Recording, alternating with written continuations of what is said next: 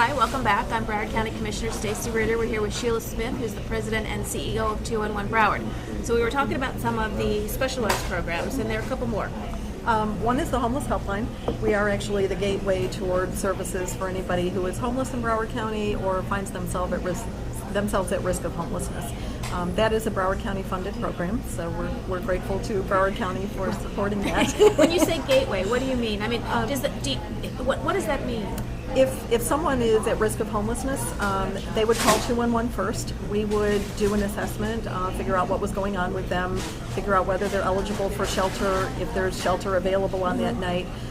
Generally, single individuals are connected with the county's homeless outreach team and move through the big housing assistance centers. For families, though, it happens a little bit differently. And we also do a risk assessment for them. So we want to make sure that if you have a family who is actually on the street with a baby and is at high safety risk, that they're moved into shelter very, very quickly. So we assess all of that as well. You know, I don't see them very often anymore, but there are still payphones around. Mm-hmm. And is 211 a free call on a payphone? It is, yes. Okay, all right. I wanted to make sure I got that in, even though I don't think my kids have any clue what a payphone is. I haven't seen one lately either. No, but not everybody has a cell phone or access to a landline, so I just wanted to make sure we got that in. So is it not recommended then for a family who is on the verge of homelessness or is homeless, or individual or family, to just go to a shelter? Typically, you're not going to be able to do that. You really need to call 211 first. Sometimes there's assistance available that doesn't require a family to go to a shelter. Mm-hmm. Maybe they're eligible for a rent assistance program, and we can prevent someone from becoming homeless.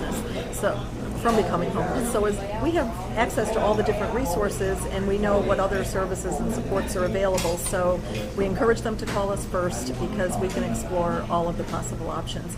We also know where beds are available and when beds are available, so we're not going to send you somewhere that isn't going to have a bed for you. Okay. And there was another program too that you had wanted to We're also involved in disaster and hurricane assistance, which we hope will not happen. We stay operational during and after hurricanes because we transfer our line to the Broward County Emergency Operations Center, and we relocate counselors there, and we work alongside the county's call center staff in handling the emergency calls that come in. After a disaster, we very quickly start to contact the nonprofit organizations, find out who's operating, at what level of service they're providing, and begin to maintain a list of what's happening so that we know what resources to send people to and who's operational and what their conditions are. And they would still call 211. They don't have to call the Broward County Emergency. No, they would still call 211. Our lines are just transferred there. Mm-hmm. So if you dial 211, you're still going to get a 211 counselor wherever they're sitting. Right. Tell me about your funding.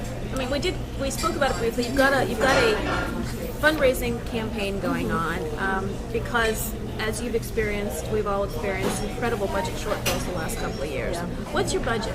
Our budget is actually $1,680,000 a year, and unlike other organizations, we can't just reduce staff and cut out programs because, as a 211, we have to operate around the clock and we have to stay staffed to answer the calls. So we're in a little bit of a unique situation. So where the calls are answered 24 hours a day, 7 days a week. Mm-hmm. Yep. Okay. We went into this budget year with a $200,000 shortfall, a very aggressive fundraising campaign on the part of our board of directors and our staff. We've reduced that shortfall now to $25,000. So we're in our last month of our fiscal year, and we're really asking the community to just come out and support us, help us raise that last $25,000 so that we can break even at the end of the year. And I want to also say that we've undertaken a lot of cost-cutting measures within the organization. We've reduced our occupancy costs, we have reduced our insurance costs by half, we have streamlined staffing to the degree possible. We have done everything that we can internally to keep our budget costs down. I would imagine most of the costs are staff. Absolutely. Almost our entire budget is just staff and telephones, right. Basically. Right. How can people contribute? They can call our office at 954-390-0493. They can go online and click Donate Now, and that's the website 211 Broward. 211-Broward.org. That's probably the easiest way to do it. You take all major credit cards? We take all credit cards.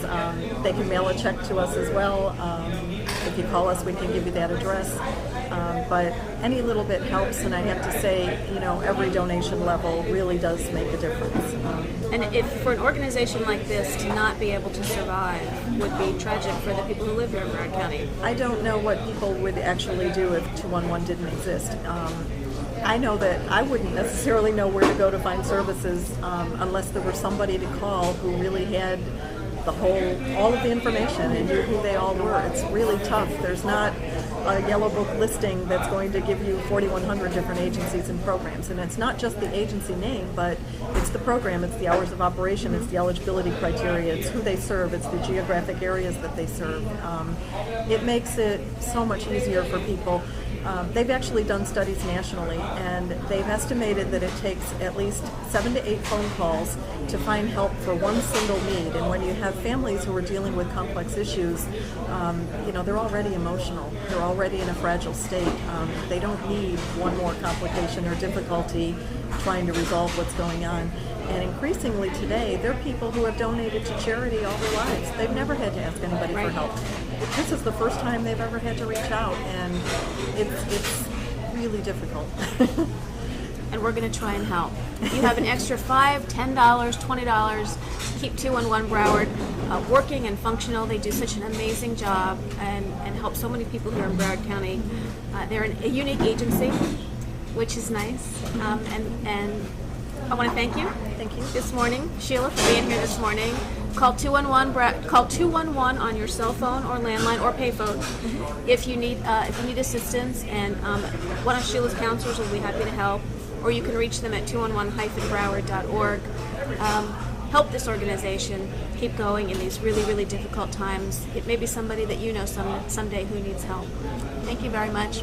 We'll be back next month, I think, or later this month with another edition of Coffee with Stacy here at Westside. Thanks again, Sheila, for being with you this morning.